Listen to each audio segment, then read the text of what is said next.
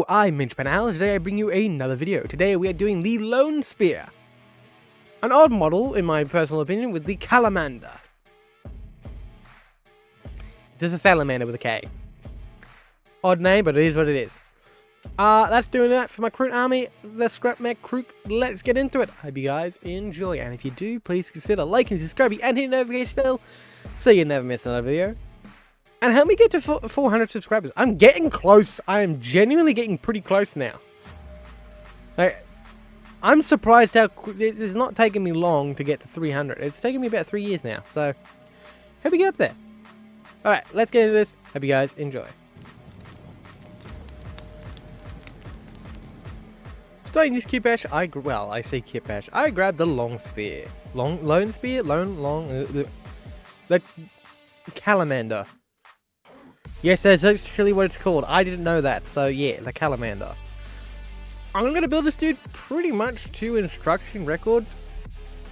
The only thing I probably will do opposite is probably the head. Because if I'm not mistaken, the head's got that weird little leather satchel thing that just sits on their head. Which honestly doesn't make sense, because I assume this beast is semi-fast due to its datasheet.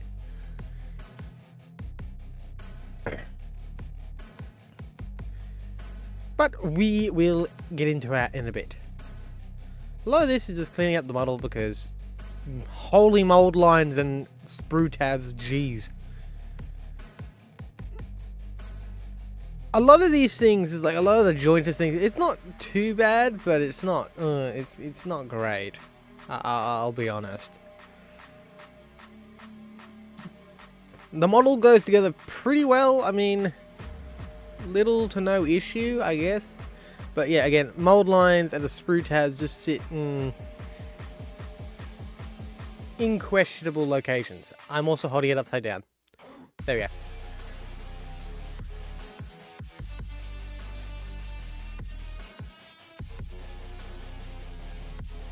I mean, there's not too much to criticize. I mean, the pose is a bit odd. Considering this thing is either charging in the battle to hit something with a spear with a rocket on the end, well, a grenade on the end of it, pretty much. Or it's a sniper. Long distance shooter that, yeah. So I don't know. I'm not a big fan of like how it's set up the way it is. Because if it was a sniper, I'd expect it to be laying down. And since I'm going to build it as the long gun variant, it is odd. Its pose is a bit odd because think of it strategically, if you're a sniper, you don't want to be up in the air as much as this thing gets you up. But then again, I'm going to paint this to be sort of like a desert salamander. Able to blend in. Also, this tailpiece. Who authorized tailpiece? It is atrocious to go together. Because the top part is one piece, so you have to build the body around the tail. It's like, yeah. But then, yeah. It doesn't look like that when you go to actually put it together. If you can't tell, no, I did not look at the instructions, because instructions are for noobs. I'm only joking. But yeah, I am very lackluster to use instructions. They kind of suck. And then, well, we all know, we've all seen GW's numbering method. They're non-existent. Some items aren't labeled the right way. I've just grown to just not use it. It's like, build it as it is unless it's a complicated build. Or go to Reddit, because usually they got some decent updated instructions in there. Usually.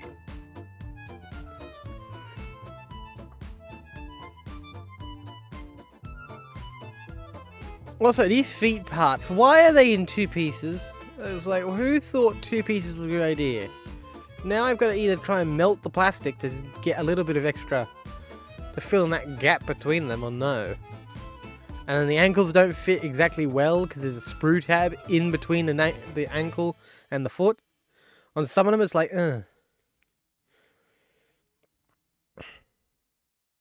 Like, you'll see in my later one, it's just like, it just doesn't fit. The feet don't press on the ground properly without, well, popping the seam, so it's...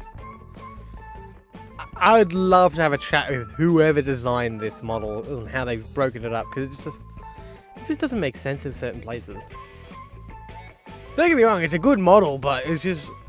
building it was a bit of a challenge, because pieces don't line up always, and then there's like the odd sprue tab where it just doesn't... any reasonable person would not put it there. But it's there anyway, so... I don't know.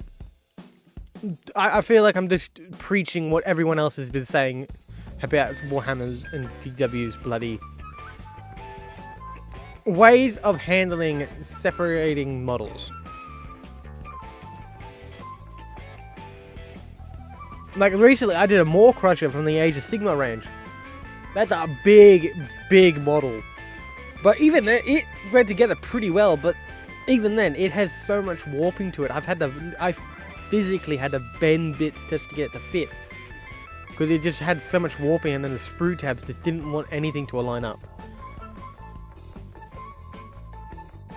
I will say this though, this rifle reminds me heavily of like a long barrel elephant rifle. So, props to them. I don't mind it. It's a bit odd, but it looks pretty cool, to be honest. It's actually got a scope for once. Probably not the scope you want to be using for something that big, but... like, something that big, hopefully, if you got good ammunition, it should go fairly far. Unless it's got, like, some multipliers inside, I don't know. It's just I'm going to hope it's a stolen Space Eliminator's scope, and then, yep, that'll work. Also, this head. Who does split up this head? This head is atrocious. Like, I understand you can't do, like, certain sections in the slate process, but this is beyond egregious, in my opinion. Like, look at the way the head fits. It doesn't... it's a nightmare of the head, and it doesn't like being together. It really does not like being together.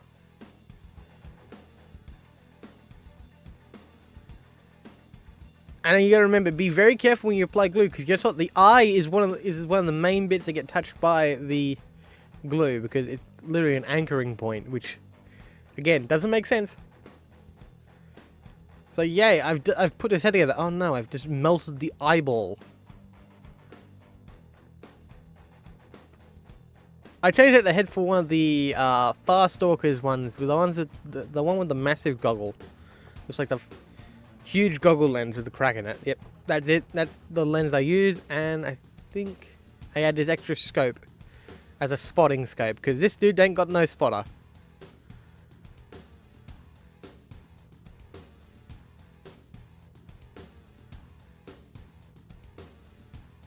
Other than that, I call the build done. It's not really any much of a kit bash. I do take this tusks thing from the oh, what's it called? The Thesaurus or something from the Seraphims, the Age of Sigmar. Age of Sigmar?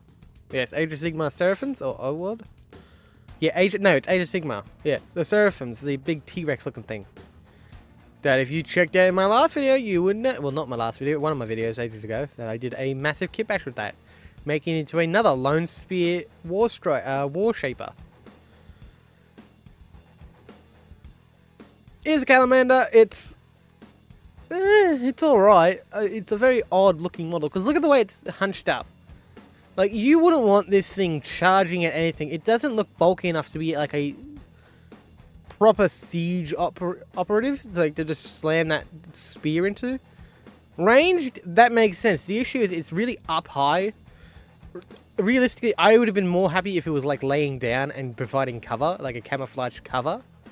And then you have the kroot next to it with its rifle aiming. That would have been like using its back as a mount. That would have been awesome, but makes sense how people wanted it like this. But it definitely could have been changed. Model Air Dark Earth. I use this as a base coat to try and get my bases of sand. Because sand. We're in the desert. I don't think a salamander or this calamander would realistically, if you would go off the real world salamander, I don't know if there would be an optimal environment for them. But knowing 40k, you never know. I'm going to assume this is like some kroot beast situation where it's like they've added their genes into it somehow. Model color, US desert sand. I use this from above to just give everything a sandy tone. My airbrush was dying because I stupidly had a bad my pressure rate was too high, so didn't figure that out until after this. So I was a genius for that one.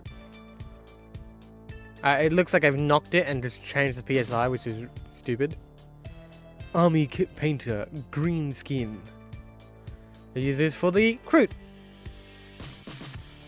Now I know some people would be saying, "Oh, you should have painted him tan or like the sandy colors to make him blend in more." You clearly haven't watched all my videos. What I've done my kroot is basically green are infantry or like the standard. Tan are engineers, which are more intelligent beasts that have army painter, scaly hide, and green skin. Tan are engineers for the scrap mech. Blue are pilots because they've eaten the original pilot of the Tau pilot of the mech suits or whatever they're using. Tan are like they've eaten a Tau engineer and more to increase and most likely human to go with it to increase their knowledge to be more useful as an engineer. Citadel base, dryad bark. That's my sort of lore for these dudes. Tan are engineers because they've eaten more creatures that are intelligent. Blue are pilots because they've eaten the pilots of the mechs originally and then have modified them since. Green are bog standard infantry, but can have some variations to them, which is awesome because it allows me to do things like my trail shaper, model air, US yellow earth. Like my trail shaper, who is technically also my beast master. Because I went for a more Western tracker-esque look for my shaper, and it fits really well because he's just like an odd character, and you get his little kroot hound on his base and everything. So it's a really nice thing, and I went for like again tracker vibe for that dude. But I got my flesh terror, who's just like a maniac with 2 swords. Model air ivory. I got my Dark Strider kroot, which apparently is dying off in 11th edition, which sucks. But I can't really blame them too much. I really can't. It sucks, but I can't blame them. It's a lot of the Tau model like characters and kroot characters don't get much use. I mean, kroot you literally have to bring everyone. Citadel base, lead belcher. Because there are just so many, there's such a limitation to models. Because yeah, sure, we got the rampages, the krootox, the long spear here, the lone spear, the kroot carnivores, the far stalker kinbid kill team, and then the kroot hounds. That's pretty much it. And then, well, the 3 characters, which is the war shaper, the flesh shaper, and the trail shaper. That's all we get. That's 9 variations of models, technically. Yeah, sure, there's variations to those models, but realistically, there's only 9 variations of kroot, which is not much compared to, like, say, the Space Marines that have, like, what is it, like 20, isn't it? So it's like, kroot could get a little bit more love. That's why I've sort of mixed them in with Tau and everything, so I can get the mech suits and all this. Game color, moon yellow. I use this to dot the eyes. It is just to give me some more variety, because I want my scrap mech being a mechanized, gene-altering engineers, basically. The smarter ones are messing with creatures, making them more krooty, which is why I've got a more crusher that's going to be part of my kroot army soon. I just need to get some more bits for that, and that'll finish him off. I've got my Centaurus, my kroot Rex, my K-Rex, Citadel Contrast Frostheart. I have got oh, there was another one. Isn't there another one? But yeah, I think I've got 2 at the moment. 2 and then this dude. My kroot oxes have got different heads, just to vary age. But yeah, this is like, my whole thing is trying to get as much variety out of these models as possible. Like hell, I'm turning a Farstalker Kinbad into game color, fluorescent yellow. A Farstalker Kinbad into Pathfinders. Just to give me more variation and more battle tactics for Warhammer. So yeah, I understand people don't play Tau, they don't play Kroot, they don't play a lot of these other factions. Striker is Citadel Contrast, Striking Scorpion Green.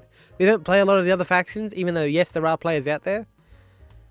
Like yes, down with the Xenos for the Imperium, but some people do enjoy it. Like I'm a Space Marine player, my Space Wolves, go check them out, and a Kroot player, as well as a Guardsman player. I play all 3. I play a Death Corp of Krieg. I play my successor chapter of the Snow Wolves, which is just a Space Wolves successor, and then Kroot. So there's definitely options out there. But enough of my yapping. I hope you guys have enjoyed.